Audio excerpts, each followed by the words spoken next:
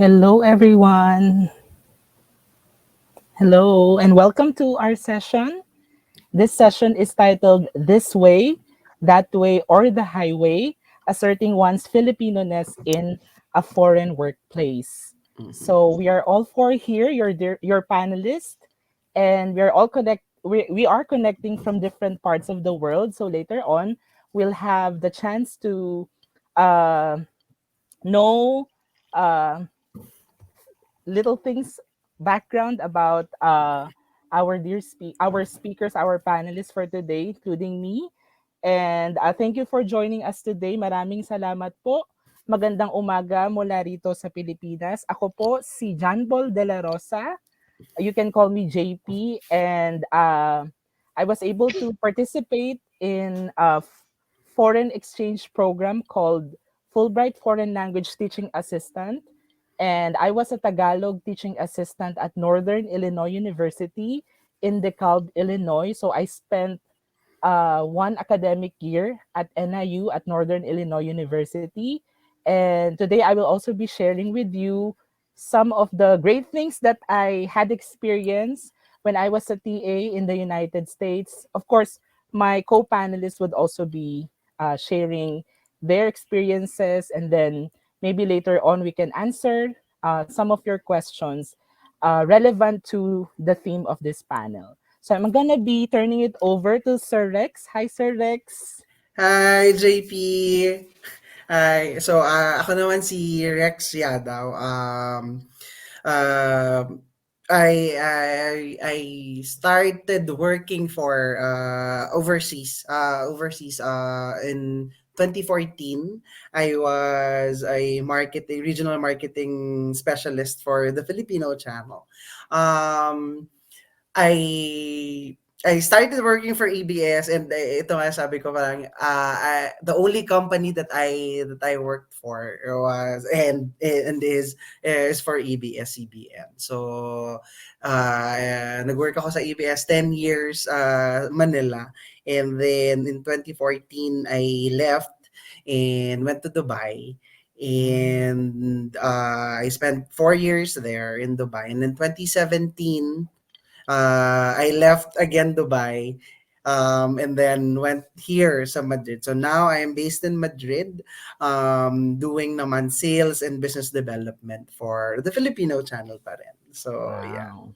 So So buenos later on, dias Buenos from dias. And Spain. later on, I will be sharing some experiences and things that I learned working for two countries. Yes, thank you very much. Gracias. Did I say that correctly? Kuya Gracias de Rex. nada. Gracias. Gracias, Yeah. Sir Rex from Spain. Uh, our next panelist who will introduce himself is our Consul General from Dubai in the Middle East, Conjen Paul Raymond Cortez. Magandang umaga po, Conjen. Oh, I think you're on mute, Conjen. I think you're muted po, Conjen. Oh, yes. We we can't hear you po, Conjen. We,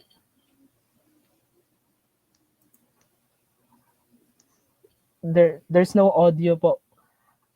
There's no audio, Conjen. So maybe All right. while waiting for Conjen Paul Raymond, let's turn it over to the only rose among the thorns. Hi, Miss Rona. Miss Rona is connecting from Hong Kong.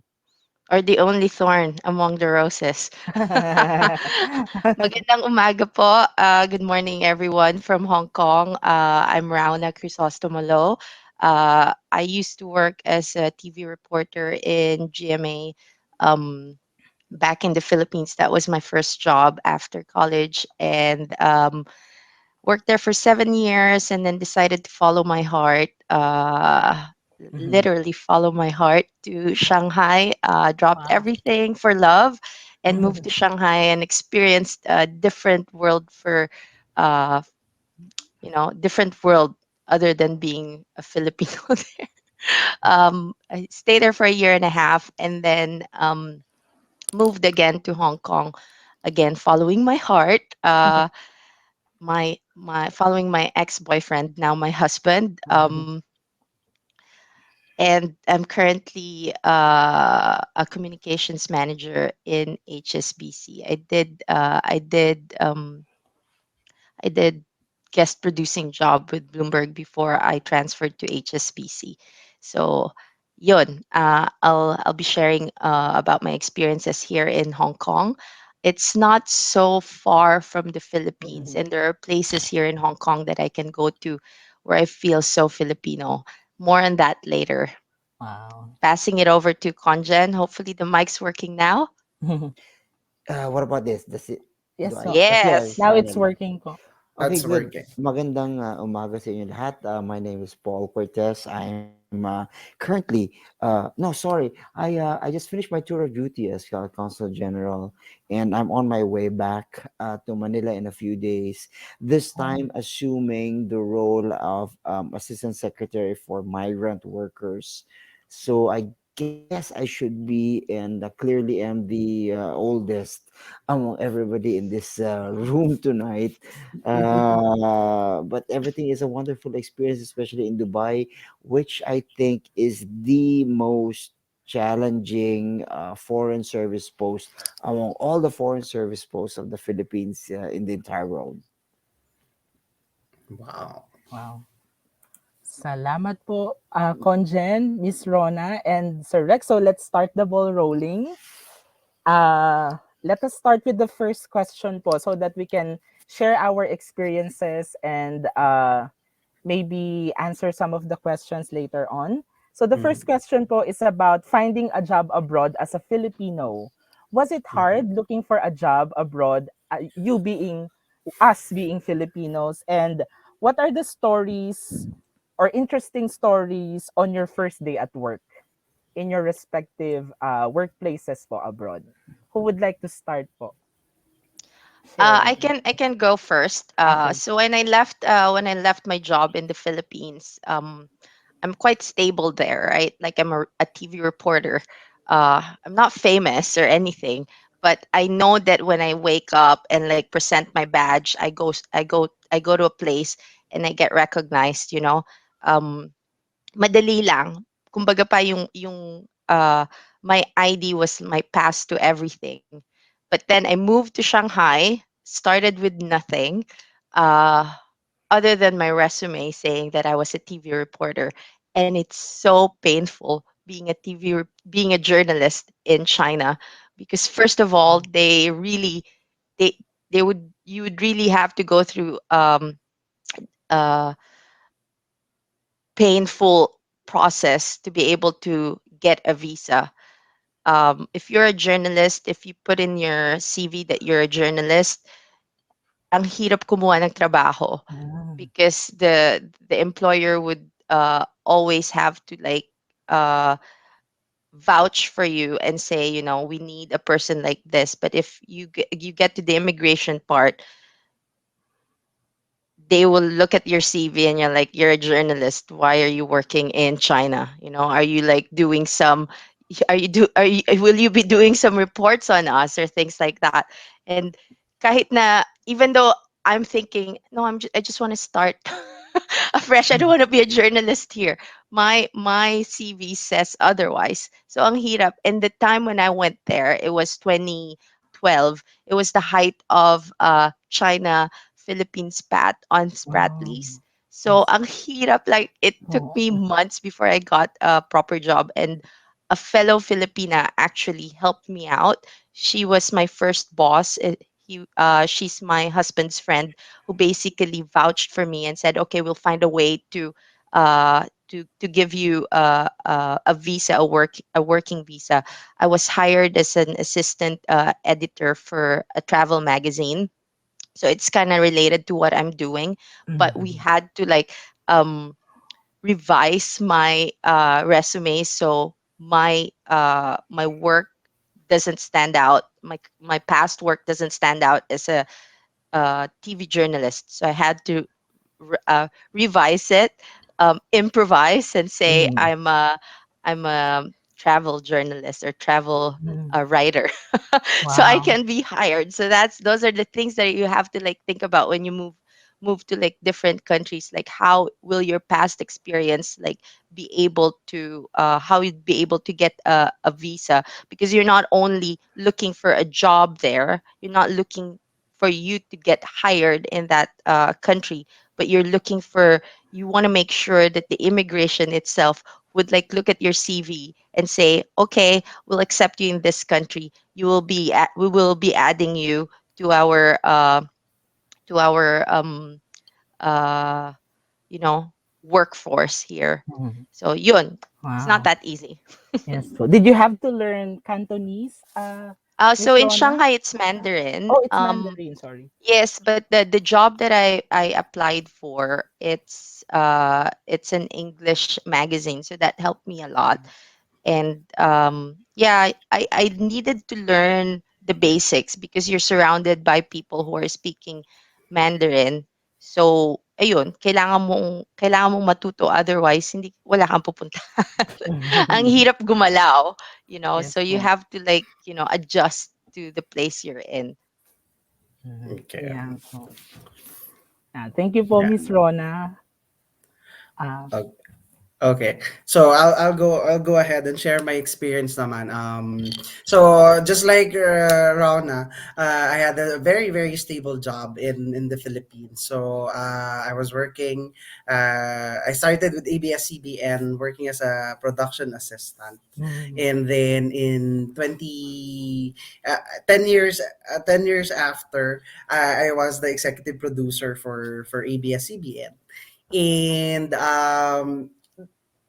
it felt for me that I needed to to fulfill a dream, which I had growing up, which is to live abroad and to experience how it is to live abroad. And so in 2007, in 2014, I left the Philippines, and it was a stable job, and I said, bahala na. mm, Saan ako pupunta? I said, well, Dubai was the first country that I chose because it was easy. In Dubai, you just have to get your visa, and then your tourist visa, you can transform it um, into a working visa when you get employed, syempre. It was hard because you were at the mercy of the visa that you have, the tourist visa. So kailangan mo makahanap ng trabaho in a span of 2 or 3 months. And when I went to Dubai, sabi ko nga, I'm willing and ready to do anything, for the dream. So funny story. Got an interview. It was hard. It's so hard to find. It's not that easy to find jobs in Dubai. Kahit na you have your CV na medyo maganda and all, because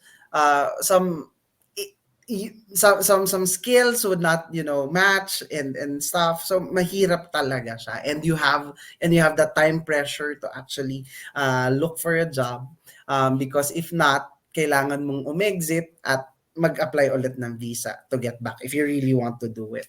So um I had a promising, I had a final interview and a promise of a job. Uh, and then TFC called me. I said, but I have this job already and it's sure and all. But I went ahead and did the interview, and then for the final, I can remember I had the final interview with TFC, and the other company was asking for me to sign the contract already, and I'm torn because I'm about to exit, and I think I'm about to exit Dubai na. And I said, if I don't sign this contract, then I will have to exit, and the TFC job might not push through.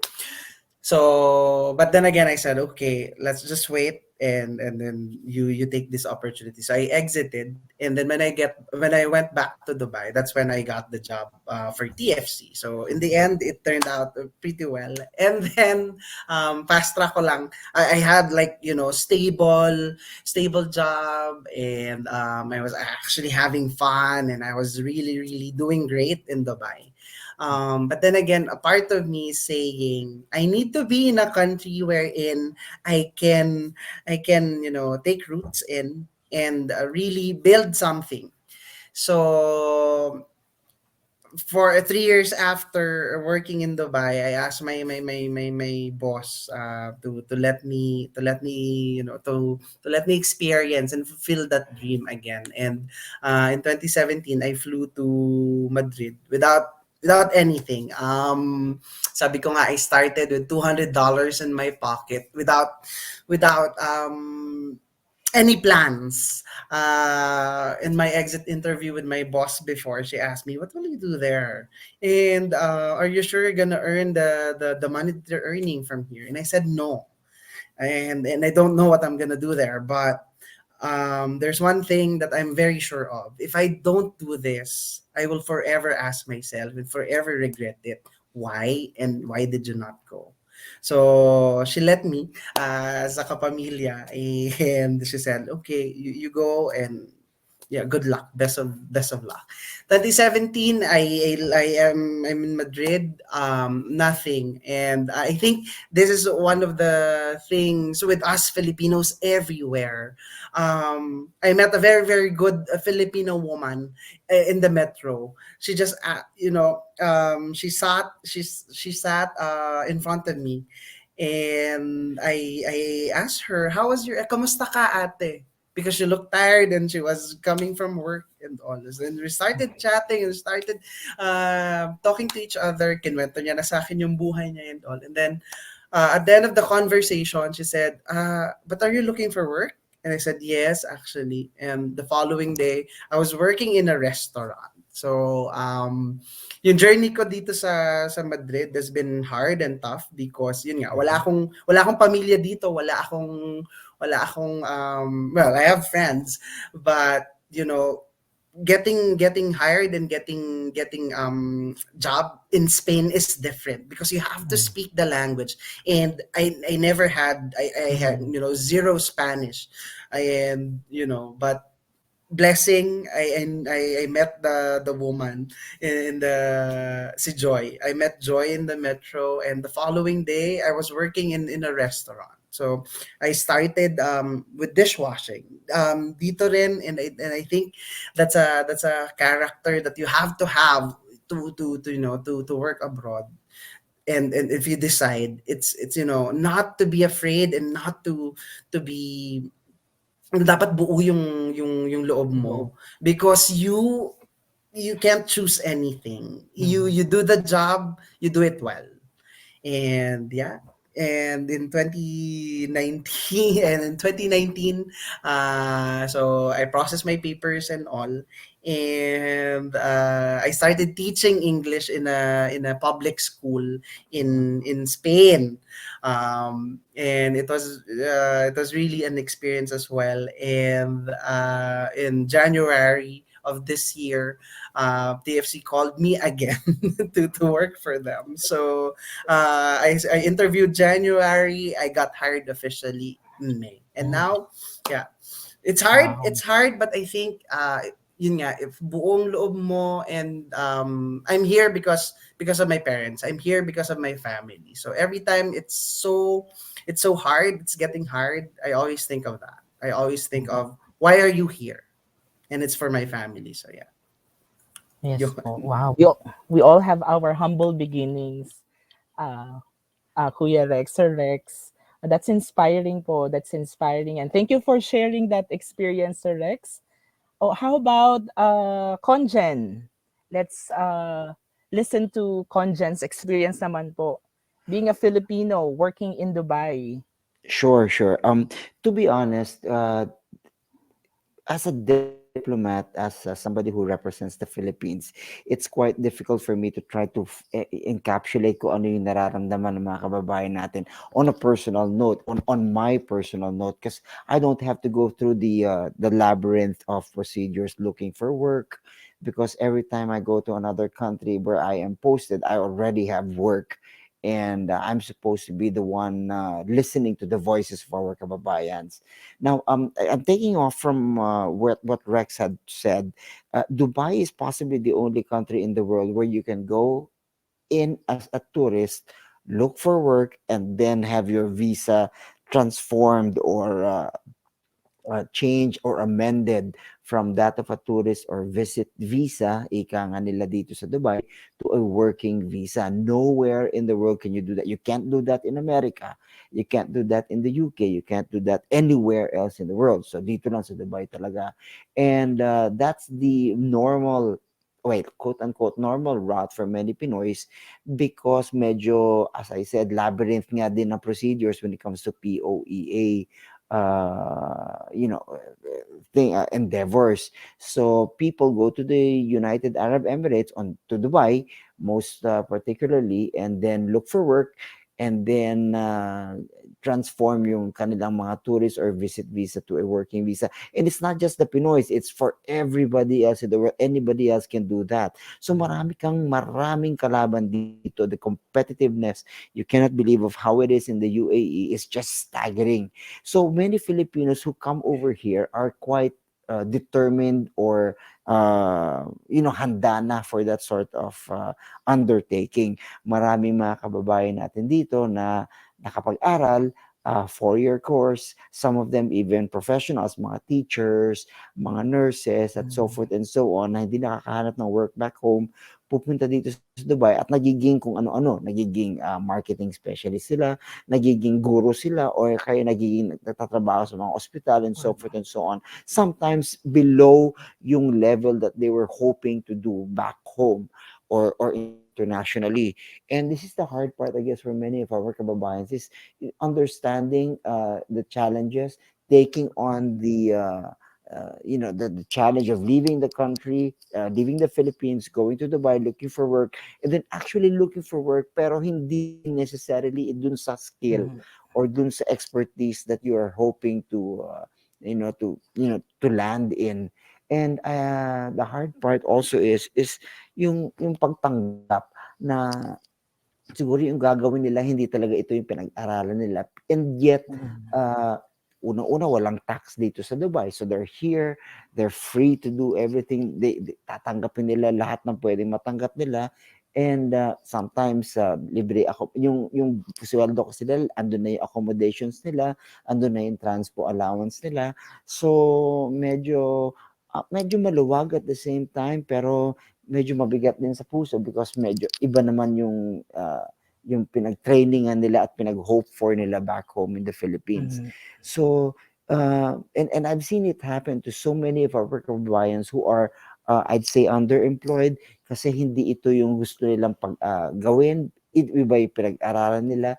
And yet tinatanggap nila kasi they have to finish, I mean, they have to shift into a working visa bago mag-end yung kanilang mga visit visa, which is usually 1 month or 3 months at the most, or even 6 months. Otherwise, they start buying their own visas again, or mag-overstay na sila, and that is another undertaking. Yes Pagka po. nag-overstay sila, it's a criminal offense. So medyo matatagalan na sila Yes before po. they can even leave the country. So the experiences and the migration experience of our kababayans in Dubai is a one of a kind experience, and it's something that's very very difficult to comprehend as and try to sympathize with, especially from a government perspective, because the official government perspective is kung gusto mong umalis ng Pilipinas para magtrabaho abroad, you have to go through POEA procedures. And this is something that is very difficult for many of our kababayans to follow. Wow. Yes po. Now uh, can listen to different perspectives, like the perspective of Conjen Paul, working for and working with our kababayans in Dubai. And I remember like a segment in Magpakailanman po, Conjen. The woman, Filipina, is working in Dubai as well, but yung visa niya is about to expire. So I don't know if this is common knowledge, but most Filipinos go to Kish Island. They call it Kish Island po. Is that correct?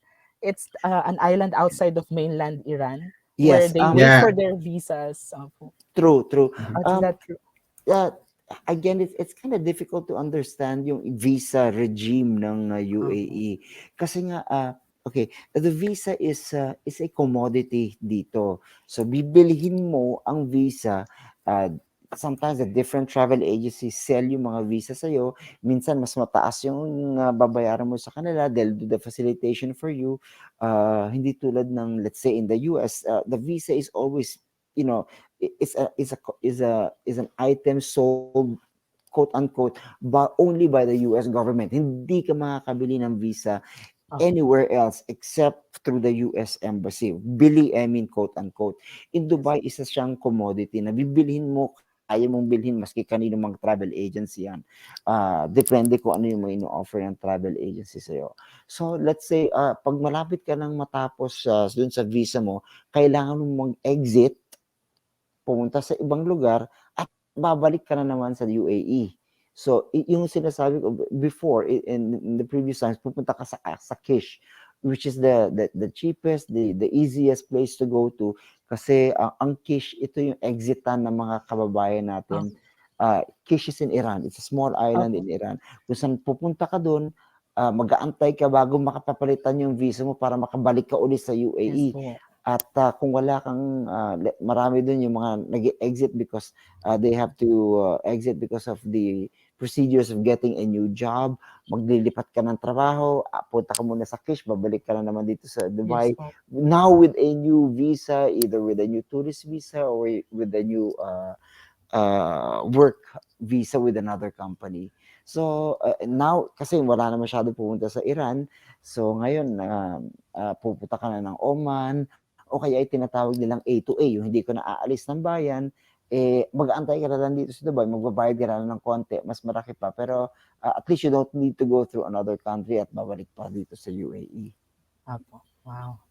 That's I can only imagine the experiences of our kababayans po na working abroad for their families. Now, before I share my experiences po in the US, dear panelists, there's a Q&A tab there. Anyone can answer the questions coming from our participants, coming from our audience po. So there are currently two questions posted. So anyone po could answer.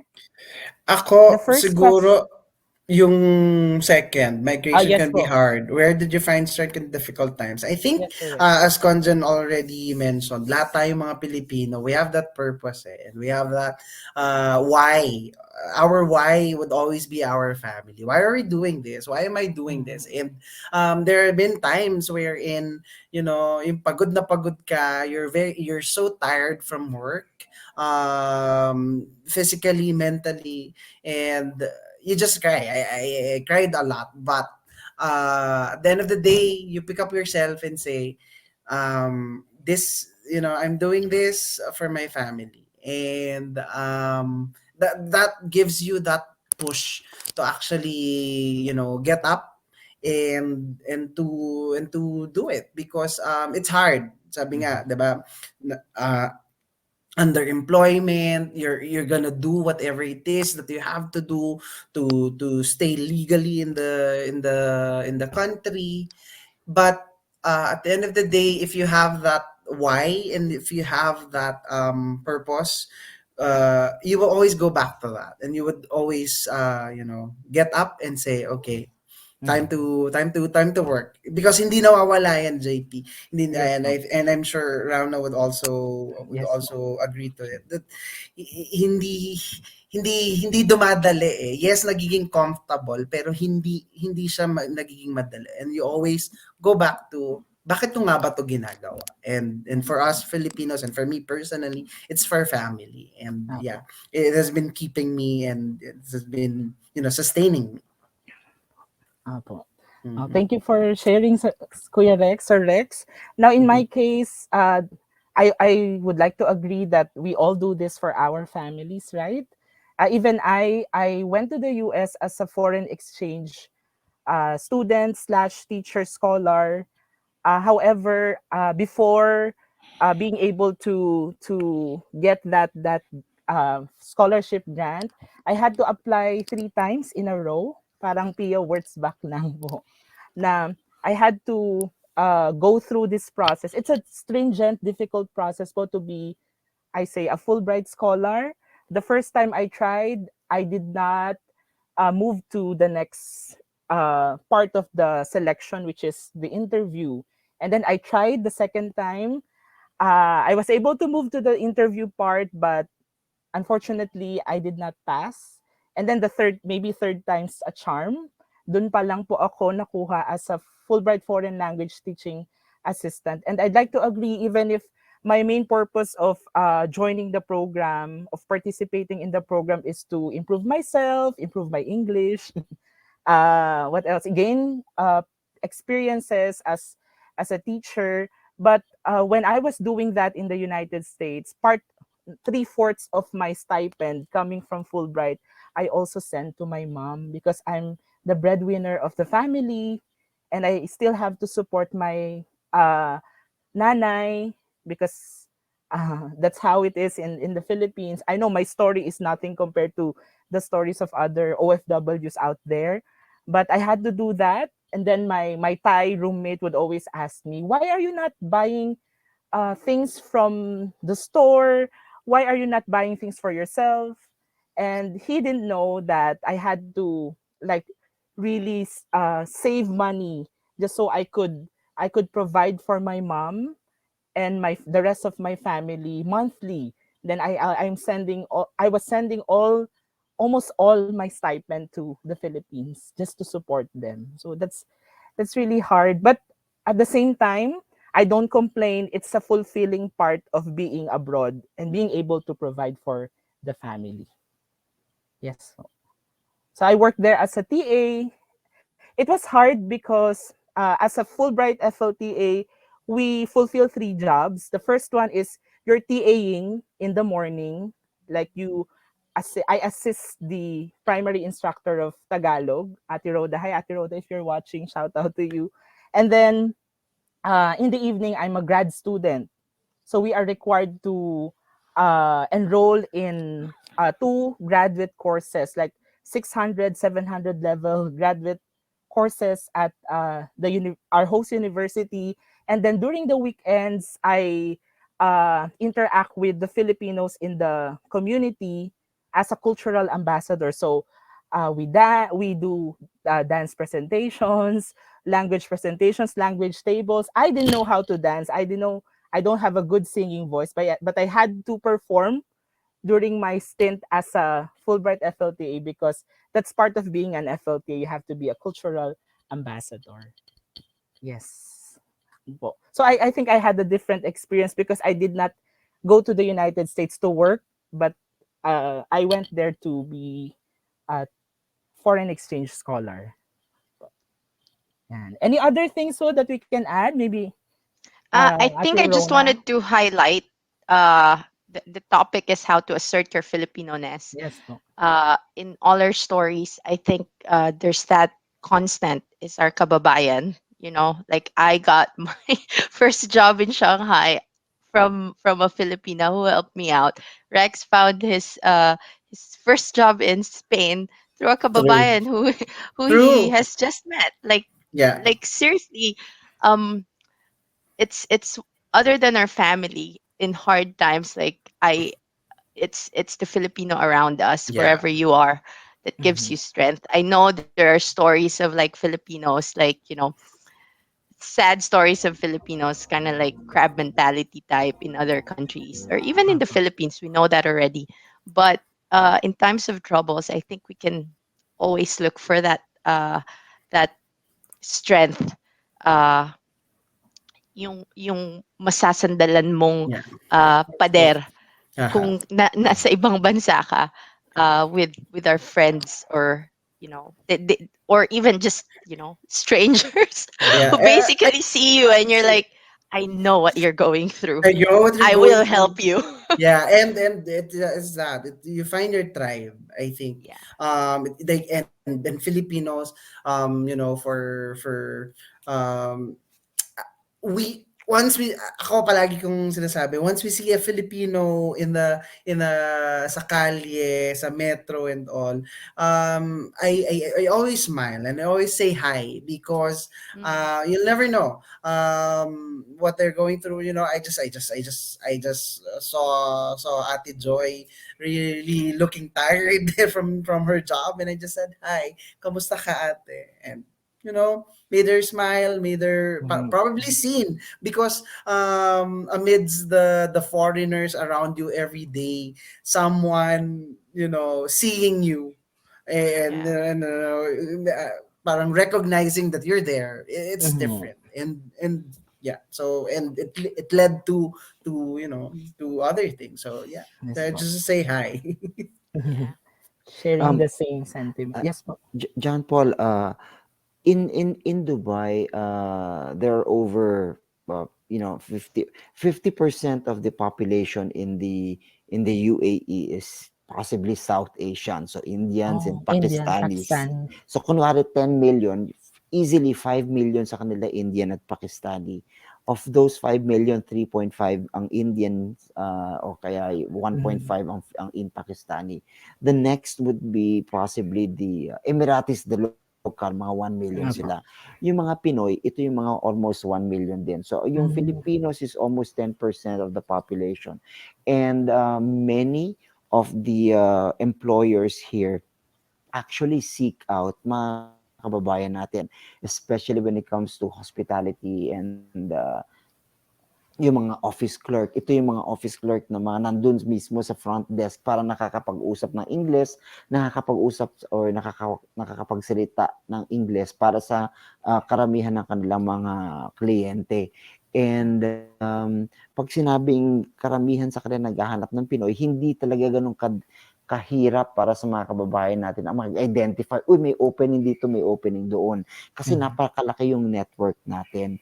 So when we try to assert yung pagka-Pinoy natin, actually, in my understanding, many of our kababayans don't have to sell themselves kasi the Filipino already has that repute of Um, being a great, a great skilled employee, worker. skilled, marunong makisama sa sa kung sino man, Mhm. masinop, ma-organize sa kanilang mga gamit. So, andun yung understanding na pag sinabing Pinoy, mahusay na trabaho, Mhm. mahusay at malinis yung kanilang mga trabaho. So hindi gano'n hindi gano'n, well, mahirap pa rin kasi malaking competition, pero at the same time because you're Filipino, meron ka ng added edge.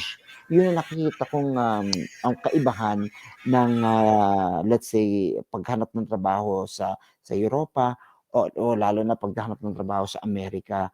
And, having spent, 7 years in both in Europe and in America and then here in Dubai na halos 7 taon na rin ako, dito ko nakikita yung struggle talaga because, ang competition when it comes to the Middle East, talaga ang dami-dami. Tandaan niyo I said na not just the Filipinos can enter the UAE with a tourist visa, but anybody else. Pag sinabing anybody else, andiyan na yung mga Europeans na gustong pumunta dito sa Dubai, andiyan na yung mga Afrikano na talagang dagsa din sila at ang kalaban ng mga Pinoy, mga Indians and South Asians, mga Pakistanis. Ang dami-dami nilang kaya nilang pumunta dito. So level up ba kumbaga ang mga Pinoy when it comes to searching for jobs and asserting yung repute nila as a Filipino? I think may question for Conjen dun sa ano natin sa Q&A panel. How does the consulate offers any services or programs that help Filipinos abroad assimilate their new surroundings or culture? Yes, thanks. Well, actually, this would be really, really systematic. Kung let's say they had gone through the POEA, pagdating nila dito sa UAE, dito sila magpo-post orientation or what post arrival orientation seminar or PAOS. so to speak. Pero kadamihan man sa kababayan natin, pupunta dito on their own without going through the POEA procedures, papasok sila sa Dubai, maghahanap na ng trabaho, and start going on their own looking for jobs at and so forth and so on. Tandaan po natin, if people go through the POEA procedures, nasusundan sila every step of the way kung nasaan man sila when it comes to their process of migration. So once they arrive in Dubai, dun sila nagkakaroon ng post-arrival orientation seminar. Kung pupunta ka naman, let's say, in the US para mag-migrate, tatandaan natin now, you go through what a CFO or Commission on Overseas Filipino Procedures kung saan ano kayo ng PDOS, Post-Departure Orientation Seminar. So, itong mga post-arrival orientation seminar, usually para sa mga nakakapunta dito sa Dubai using the POEA procedures. No, kadamihan sa kanila hindi dumadaan sa POEA kung kaya't hindi naman sila nangangailangan pumunta ng consulate to do all these things. Personally, what we have done is to reach out to as many of our kababayans as possible and engage them in terms of giving them financial literacy procedures o kaya yung mga seminars or webinars para maintindihan nila what they can do while they are here in the UAE at pag nagsisimula na silang kumuha ng kanilang mga windfall as far as their employment issues are concerned, this we try to engage to as many people as possible, but they have to come to the consulate and they have to listen to our, let's say, websites. Punta sila sa mga Facebook pages namin para malaman nila that there is such a program. Otherwise, talagang they're out in the blue. Kasama na nila yung buong 800, 900,000 na mga kababayan nating Pinoy and just going through the whole gamut of living and working in the UAE. Wow. Oops. Yes.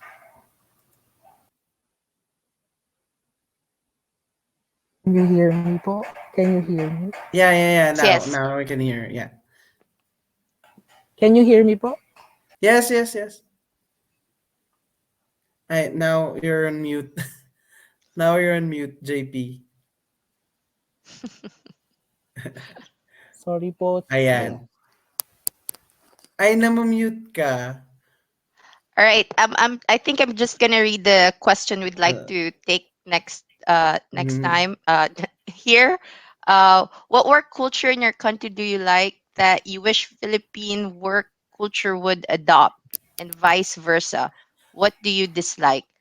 Okay. To me, starting from Spain, no, here the work culture, and it's true, and I think the image of a lot of people when they talk about the work culture in Spain is that they're lax, they don't do anything, they're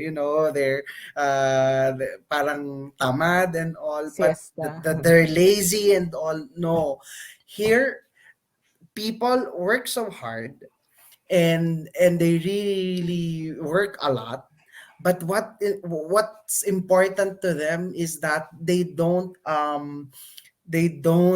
live to work, and that's because they know that their job is they do it because it allows them to live, but they don't kill themselves working. They work a lot. They start their job at 10 or 10 a.m. and they work, but as soon as the job is done or their time is up at work, they go home. They have fun with their coworkers, they go out with friends, they visit their family. And I think that's the one thing that I think we should learn and we should have in our work culture, that you don't bring your job to your house. Never. It's when you leave work, that's it. You focus on other things, and they take their time, they take their vacation time, and they enjoy it. And I think that they know how to work hard, but they know that they need to live as well. So, and they take that very very important and very seriously. So yeah. Ako, siguro, I want to highlight what I dislike about our culture, uh, work-wise. Maybe it's not culture per se, but it's more of like the norm we do when uh, when we when we go abroad. Actually, sa Pilipinas, then, uh, calling ma'am, sir. Mhm, Uh, yes. that ma'am, sir Mm, culture that we have when you go mm, abroad. Uh, First time na narinig when my husband heard me, he was still my boyfriend then. When he heard me like do an interview via phone in Shanghai for the first role that I applied for, I was constantly saying, "Ma'am, sir," and my husband was like looking at me just like unbelie- uh, um, just surprised and shocked. Like, why would you call that person ma'am and sir? You've already put yourself below that person immediately. Whereas he said in their culture, you always have to. Uh, my husband's Canadian. In their culture, in the Western culture, he said, you've always looked at the other person interviewing you as an equal. You don't put yourself below because as soon as you say ma'am, sir, you've already put yourself below or under that person. So there's already authority above you. So when you're putting yourself forward, um, I guess we have to make sure na uh, we treat the person equally. If you want to be treated equally, then you say, hello, Rex, hello, JP, hello, Conjan is different because Conjan's, Conjan's, Conjan's person of authority, as they say. So you don't call our president just uh, Digong, right? Or other people call him that, but whatever. You still have to do that, but if you're doing an interview with a person for work, I think what we have to understand is that you're being interviewed for that role and therefore you don't owe the person anything. So even lalo na dito sa Hong Kong where a lot of Filipinos work as domestic helpers, they normally call their employers ma'am sir because they're domestic helpers. And immediately when we hired ours, she called us ma'am sir, and I'm like, no, no, no, no, no. In our household, you're part of our family. Um, so you can call me my name, or she calls me now dear. So instead of like saying ma'am or sir to us, it removes that barrier immediately when we remove titles. I And agree. yeah, and like sometimes there's like one colleague of mine who told me a story about him crossing the street, and then he accidentally hurt, like elbowed another Filipina, and that Filipina immediately say, "Oh, I'm so sorry, sir. I'm so sorry, sir." And my colleague was like, I don't understand it. Like I was the one who hurt her, and then she immediately like apologized and called me sir. So my colleague said, I looked at her and I said, please don't call me sir. And I hurt you. Like you, and I'm sorry. Please do Yeah. not ever call anyone sir again. Uh-huh. I know it's hard to remove that because it's a norm of ours. But if we can try and educate our fellow Filipinos, Yeah. to do the same, to I, be Yeah, I completely agree. Here, calling people sir and ma'am also is not the norm, and I was surprised because, in the Philippines, if someone is authority or above you, you call them sir or ma'am. Here, no, they call each other by their first name, and I think that's a very very nice insight from Rauna because yeah, you are above me or you are my manager, but we are collaborating here. We respect each other. We are on the same level. We talk I don't you don't talk down below me, but and I can talk to you. Is that? Yeah, and Um, I think even the kids here, 'di ba? Tayo magalang tayo eh. I think education 'yan sa atin, magalang tayo. But what that what that takes out from our experience is to actually question authority, for example, Yeah. and to talk to authority, for example, because here the culture is you can talk to your parents, for example, as if they're your friends. Na hindi nawawala yung respeto, but Mm. you can talk to them, and you can give your opinion and all. So I think that's one thing we should really also incorporate to our work culture. may I also add, one of the things that I spoke about a while back was about the competitiveness of the various ethnicities and nationalities here in the UAE, and kadalasan nauungusan tayo ng mga Indians. Primarily because yung mga Indians talagang they're just so outspoken. They speak their mind and they're not afraid to tell their bosses na hindi sila sang-ayon sa ganito, etc., etc.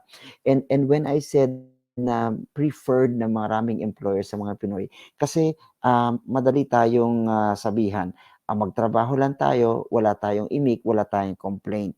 Hindi tulad daw ng mga Indiano na talagang they push yung kanilang mga gusto, and they become very very aggressive as far as pushing their own interests are concerned. And this is one of the things that I feel is it's from an employer's point of view, it's okay. But from a manager's point of view, dito tayo nauungusan ng ng ibang lahi. And ang gusto ko sana makita sa mga kababayan natin is be able to articulate and to express yung kanilang damdamin at ako na nasa sa isip nila. Hindi yung kikimi na lang and i-accept whatever is being told to them. Which is why many of our kababayans fail to break that ceiling and go through the next level, which is managerial or supervisory positions. And I guess the one thing that we've tried to make our kababayans here understand is to learn how to be able to say what they want, articulate what they want effectively, efficiently sa English. And this is something that we need to just ram the throats about on many of our kababayans. Sadly kasi, in the past couple of years, we've been very, very proficient in expressing ourselves, in articulating ourselves using the vernacular Tagalog o kaya Taglish. But in multicultural and international setting, it has to be in English, and this is something that needs to be, you know, to make many of our migrants understand and inculcate in our senses.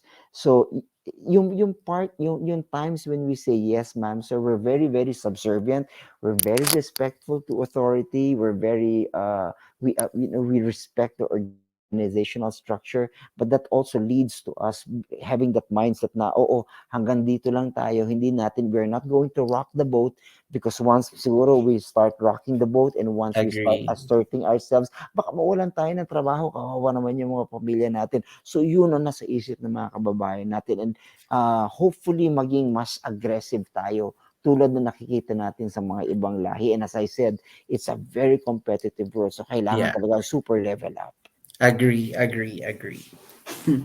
I think the just to add to what Konjan said quickly lang, I think in the Philippines the way we're brought up is to be the best employee. You know, like Mm-hmm. if you're hired, you want to be the best employee. That's why we work so Yeah. hard.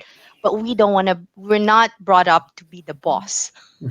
So I think that's what we have to like get from other culture, that we want to lead instead of Mhm. being led. Yeah, Di true. ba, di ba nung lumalaki tayo, hindi bawal sumagot sa nanay at tatay. Aba, sumasagot ka pa. Yeah, yeah. Man, ako, oh, Yeah, dito hindi. timur. Dito, even the kids, the first time I heard them talk to no, even the Filipino kids who are brought up here and all, they now have that culture. Of course, may respeto pa rin, syempre takot pa rin sa palo. But they can say their opinion as if they're Yes. talking to their, and Yes. it's actually embraced that you speak your mind and you speak to authority, because I think yun nga sa pagpapalaki sa atin, being subservient and all, in a way, it's not working for us. Mhm. Mhm.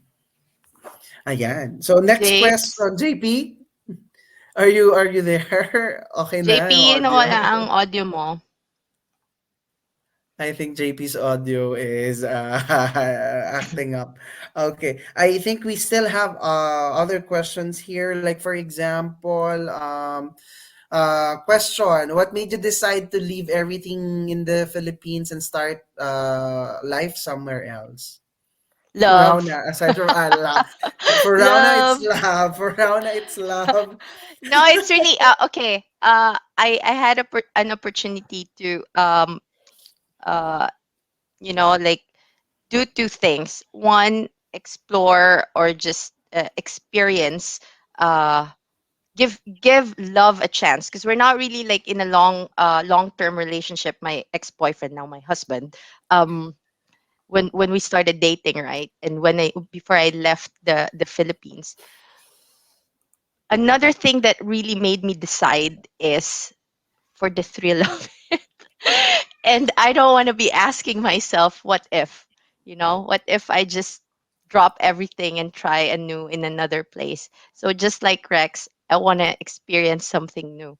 So kahit my uncertainty, and I would admit the hardest time of my life was when I started in Shanghai with nothing, because I just felt like a nobody. Like I, underemployed. You don't have your support group there, no family, in a weird place. uh Weird place because everyone is just like speaking Mandarin. You don't have anybody to that you can understand unless you see fellow kababayan. But yeah, it's the thrill of it's wanting to break out of the Philippines, because outside the Philippines is an entire different Mhm. world. And I Yeah. feel like in the Philippines, I didn't know this when I was in the Philippines. We just live in kind of like a bubble. this Mhm. is this is our world. We don't know what's happening outside. What is COP26? Why do we care about like this events globally? Because we're very concentrated in what's happening in our own country. And I get it.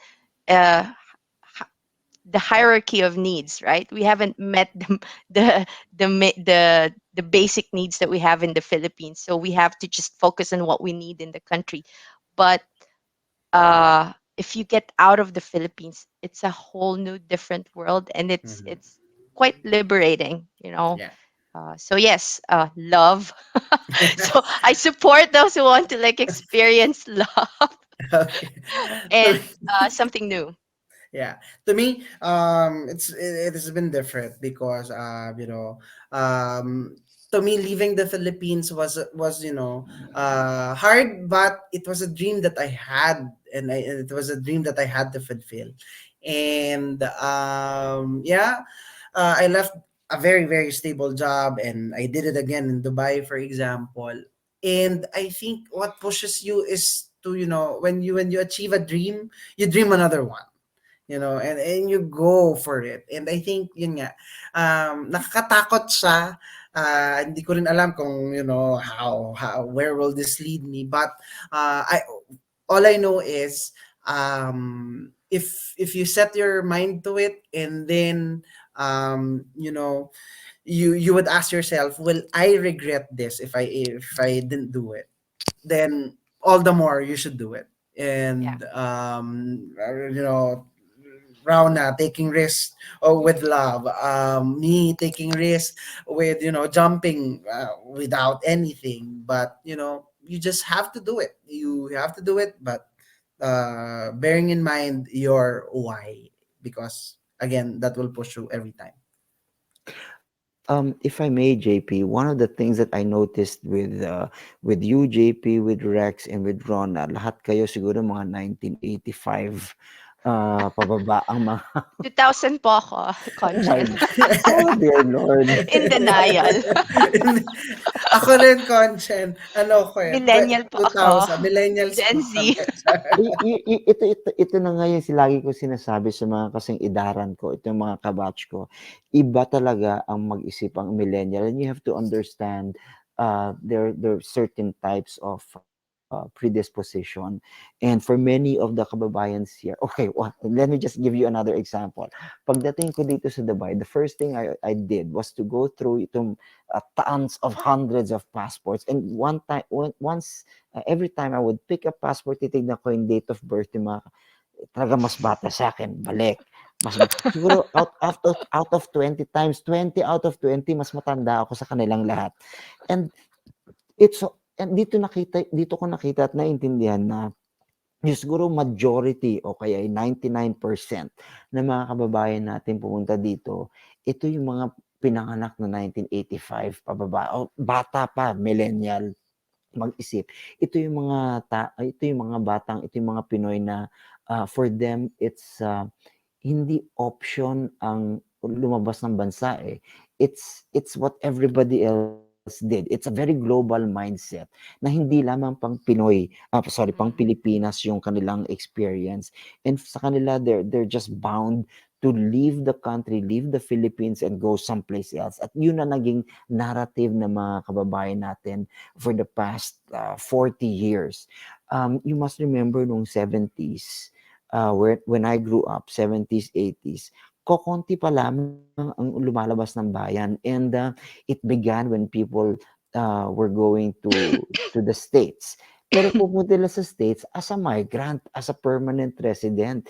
Hindi Mm. sila naghahanap ng trabaho doon. Ang pupunta sila sa Amerika, pupunta sila let's say sa UK or wala pang Canada noon. I mean, hindi pa masyadong maraming pupunta ng Canada.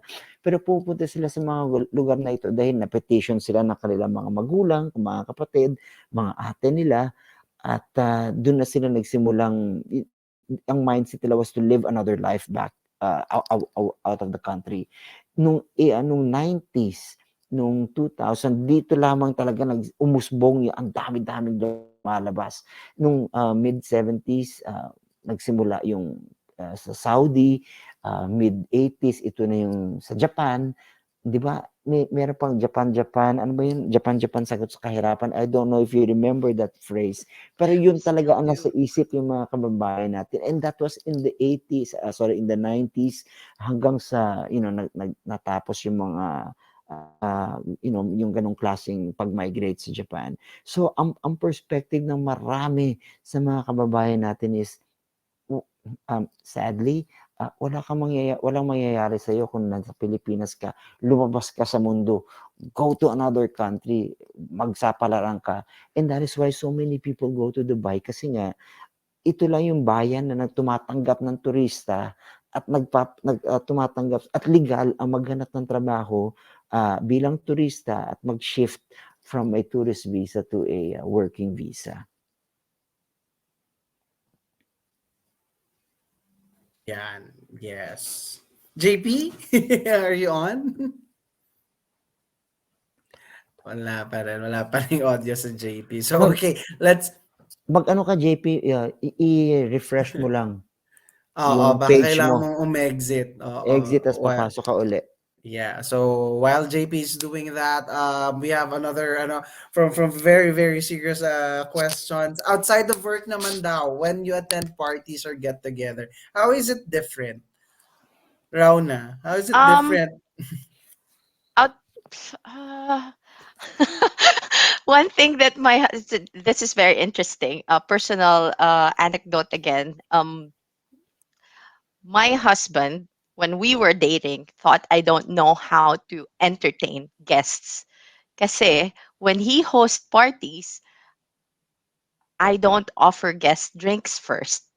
Because I'm waiting because when he says that the party starts at 5 p.m., guests would arrive at 5 p.m. and he would start cooking. And I don't offer guest drinks. And he's like, "What's wrong with you? Offer guests drinks. That's the first thing you need to do as a host." And I was like, "No, in the Philippines, we offer guest food first because We you ask, gotta kumain ka na eat. ba? Kumain ka na ba? Kain na tayo, di ba? Before you give them drinks. Because in the Philippines, our culture is we need to eat first before we drink. Otherwise, may impacho ka.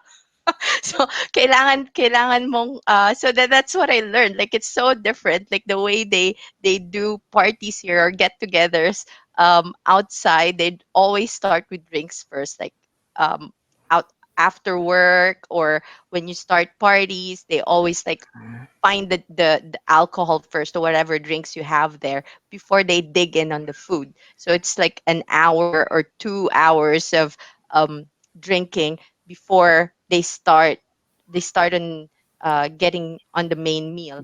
And for a Filipino like me, I always get hungry. Like when I go to parties, I've learned this lesson already. I have to like nibble on something before I attend the party or during the party. I have to have like skyflakes. kasi kasi kailangan ko kumain bago ako uminom. So Ah, yeah, that's what's different here. But other than that, I still go to like get-togethers and parties organized by Filipinos, and I love it. mhm, We always like look for like places where we can be Filipino. You know, mhm, in Hong Kong, it's not hard to find places like that because again, mhm, we've got a huge population of Filipinos here. And just yesterday, actually, I miss the Philippines so much. I don't know why. It's been almost 2 years since I've been yeah, to the Philippines, and I thought, I'll just pop by on to Jollibee, you know, yeah, feel the Mhm. Philippines. Because when you're in yeah. Jollibee, Yes. need to It's advertise and to sponsored by Jollibee. I just feel like when I go inside Jollibee, I just feel like I stepped into the Philippines. You Philippines. know, Yes Yeah, po. kasi true, very true. walang party doon. But as soon as I get in, it feels like a party. Uuwi ka you'll na po. hear you'll hear sad Mhm. stories, but you'll Yes hear po. great stories, and the Filipinos just speaking Yeah, Filipino Yes yeah. everywhere. po. So ang sarap. Mhm, Like these are the things that make me feel like I'm at home. mhm. And then videoke, karaoke, andun Mhm. pa rin. So Yeah. and then there are groups that I can find like the alumni group, the UP alumni group that I joined here in Hong Kong, which Mhm, actually stood as my core group here as well. So anytime na Yes namimiss ko po. yung Pilipinas, I just hook them up and then look for yeah. them and we party just like Mhm. Mhm. Filipinos. So Yes it's Dito not po. so ma- much different. Yeah. Dito mabilis lang, share ko lang. Dito ang party culture is patagalan. You Mhm. start drinking, you eat, everything, and then after that they have a culture what they call sobremesa. Sobremesa is, after the postre, the dessert, you go on drinking until until the wee hours. So, ganun siya katagal. And isa pang difference is that when they say goodbye, it will take them an hour to leave actually. To actually Mhm. leave. Like, bye. They said goodbye an hour ago, but they're still chatting. you know. Mhm. But Mhm. it's fun. It's fun. May, Yes may, po. may I share din na pag kinakausap ko yung marami sa mga hospitality, nasa hospitality industry dito sa Dubai, isa sa pinaka-paborito nilang market Pinoy. So tinatanong ko bakit hindi South Asian, Indiano o kaya Pakistani? Mhm. Kasi mas marami sila 50% sila ng population. And sabi nila kasi yung Indiano at saka Pakistani hindi gano'n ka-party goer or ka-outgoing tulad ng Pilipino. So para sa mga let's say may-ari ng restaurant, pagka pagkakainan, sigurado nandiyan yung mga Pinoy na families Mhm. kahit na hindi gano'n kalakihan yung mga sweldo nila. Kasi para sa atin it's, going out as a family or as a group of friends, kakain sa labas o kaya iinom sa labas, ito talaga yung nagiging ano ng Filipino. So tawag dito, yung experience ng migrant Filipino has to be together with a with going out, eating out, or drinking or partying. Mhm. So when it comes to having fun, nandiyan yung mga Pinoy. But don't count, let's say, on the Indians and or the Pakistanis to do that. Meron din, syempre. Pero hindi ganun ka-ingrained, hindi tulad sa mga kababayan natin. And this is one thing, I guess, that many of our Filipinos bring pag nasa labas sila ng bansa, yung capacity nila to just enjoy themselves and be happy and Mhm. and live life. uh, Yeah.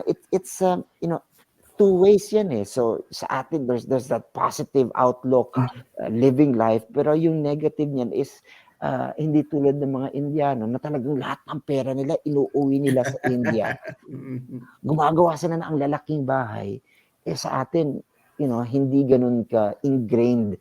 Of course, when you go to, let's say, when you go to Bacara or Ilocos Norte, or you go to all those cities in the north, marami sa mga kababayan natin doon, bahay ng mga taga Hawaii, bahay Mhm. ng mga taga Amerika, Yes.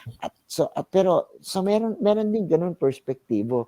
Pero as a rule, let's say here in the Middle East, talagang ang mga kababayan is they'll have to live life to the fullest. Maybe it's and I dare say this is a way of keeping their sanity. This is the way of keeping yung mental health nila Mhm. active and nagsasanib puwersa. Ito yung mga kababayan natin, ang propensity natin to stick together, to glue together ng mga kapwa nating kababayan who are in the same boat as in everybody else, is something that is worth looking at and worth even more analyzing.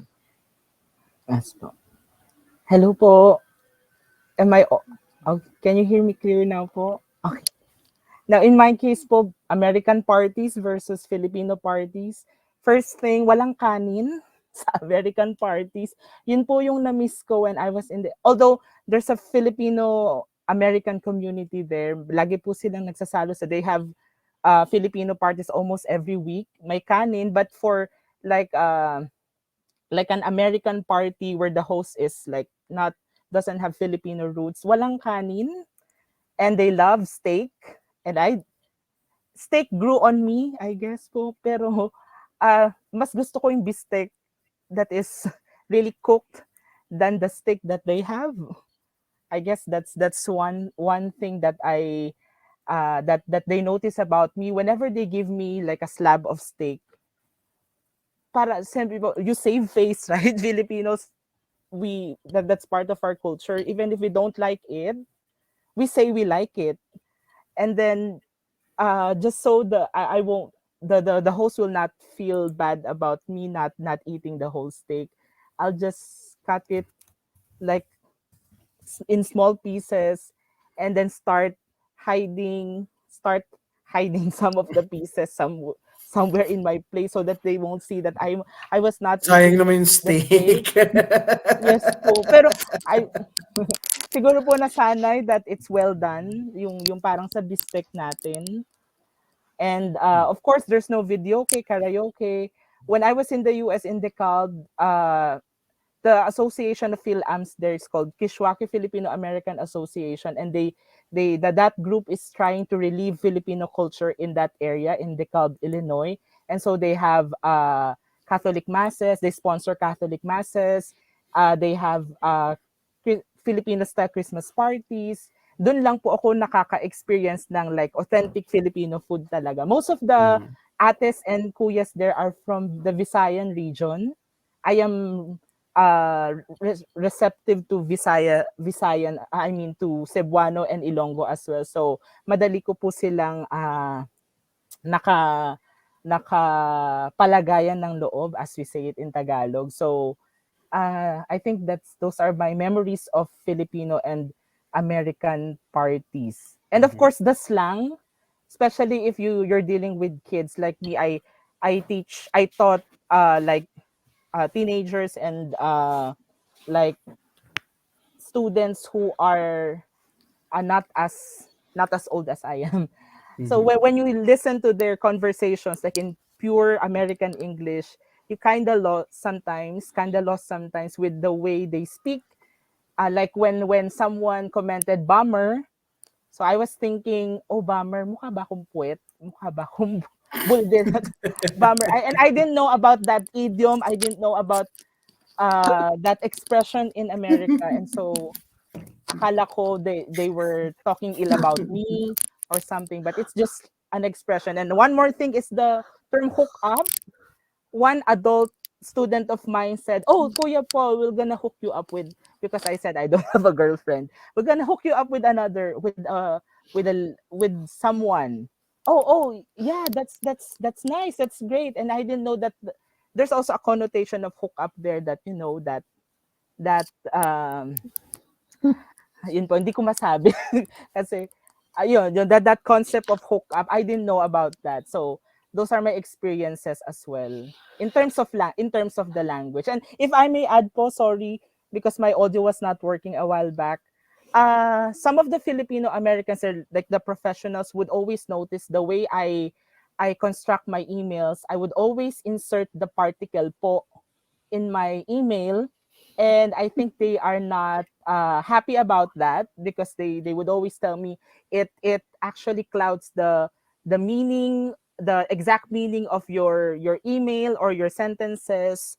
But for me, I'd like to assert that that's part of me being a Filipino.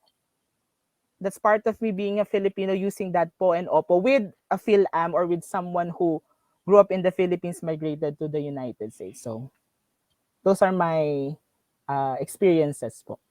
And then, like Okay. now, I'm always saying po and opo, sorry. And Yeah. saying sorry.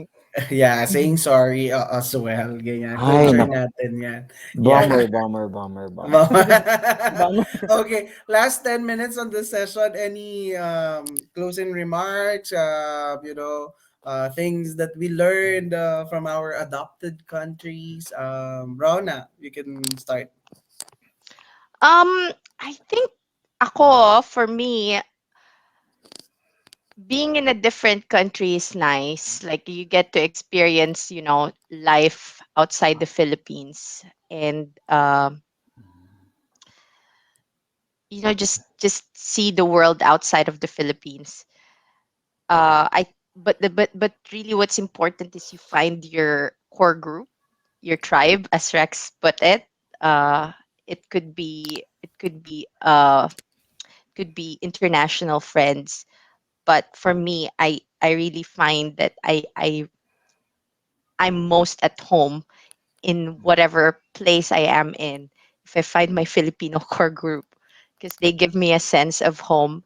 And I also have two kids now, so I want them to always feel like they're Filipino. So in our household, I'm still working on it. They speak English, but they understand Filipino, and I'm insisting that my younger son call my daughter ate, Yes po. because I need him Yes. to know that Yeah. this is not hierarchy, but this is part of our Yes. culture. Yes po. It's a Culture. form of respect. Yeah. No, pinag-usapan natin kanina yung we're brought up as employees. We always like do mom sir, but this is different. Yeah. This is us making sure. This is me trying to instill to my kids that you are Filipino wherever you are, and I Mhm. want them to be proud of their roots. Yeah. So, yun, wherever you are, I think palitan mo man yung passport mo, you might change passport, you might adopt a different citizenship, but deep inside you, you know that you're Filipino. So Mhm. if you're lost, if you feel like you're alone, just go to Jollibee. Yeah, kung meron, kung meron. Kumero. Ako, sundutan ko na lang yung sinabi ni Rao na on asserting our assertion of our being Filipino in a foreign land and in a foreign workplace.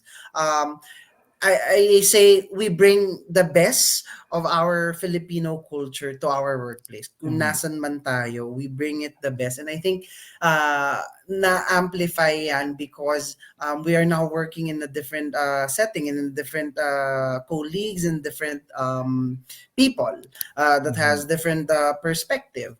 So, but the best of us, we bring it anywhere. And I think that's what making employers hire Filipinos, because they know that we work efficiently, we work really hard, and we do our jobs really well. Not because we are different, but because we love doing our jobs perfectly. Kung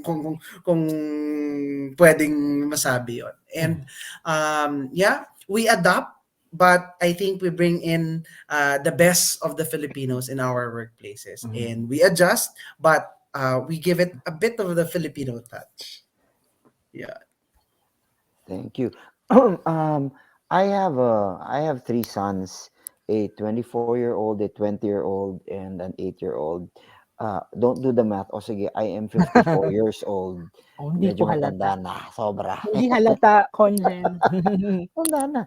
Anyway, my two sons went through 8 different schools through our postings abroad. Finally, nagkolehiyo sila sa Toronto. My oldest son graduated, and my second boy is a junior. And throughout their lives, nakita ko how hindi naman they struggled, pero they knew they were Filipino, and they knew they were third culture kids. So dala-dala nila yung pagka-Pinoy nila, and yung pagka-Ilocano Ilocano ko everywhere they went. And one day, my son, who is a junior in Toronto back in Canada, tapos he works sa Best Buy. So tumawag siya sa akin, Dad, I made a sale, but this is a special sale, sabi niya. Kasi there was this one old Filipino lady daw who did not speak very good English. So tinawag siya because they knew he was Filipino, although medyo broken din yung Tagalog niya. Kasi Bisaya si Lola. So anyway, nakabenta daw siya. Bumili kasi si Lola ng hard drive. So sabi niya, ay, nakatulong din pala yung broken na Tagalog ko kahit papano. And he was so proud of it. He was so happy na he was able to make a sale out of him being the only Filipino in Best Buy. Mm-hmm. And he was just so happy and elated. And at some point, siguro, it may be difficult for me to instill yung as I said, the Filipino that I want sa mga anak ko, because they grew up, out of the country, and as I said, third culture kids. Pero at the same time, nakikita mo how proud they are of who they, what they represent at yung lineage nila. It for them, and for many of the millennials, it's not so much as of the sa passport that they hold, but it's about being a global citizens with the Filipino at their back, and they're not ashamed to carry that. And sana makita din ng mga ng older generation how different it is for many of the younger Filipinos. They have this sort of mindset. Sa generation ko kasi, many would like to leave the country, migrate, and get another passport. Kasi ayaw na nila maging Pinoy. Pero sa marami sa mga kababayan natin na bata, your age, Rona, Rex, and John Paul, ito yung mga kababayan nating umalis man sila ng bayan, maging asawa man nila Canadian or Spanish or what have you, pero andun pa rin yung pagka-Pinoy nila, and they're not ashamed to carry that to carry that sort of backpack sa kanilang mga likod. And ito na siguro yung pagka-Pinoy nila, and it doesn't matter whether they're Filipino passport holders or Spanish or Canadian residents, pero ang importante sa kanila nandun yung pagka-Pinoy nila. Yes. Yeah. So to wrap everything up, we only have 2 minutes.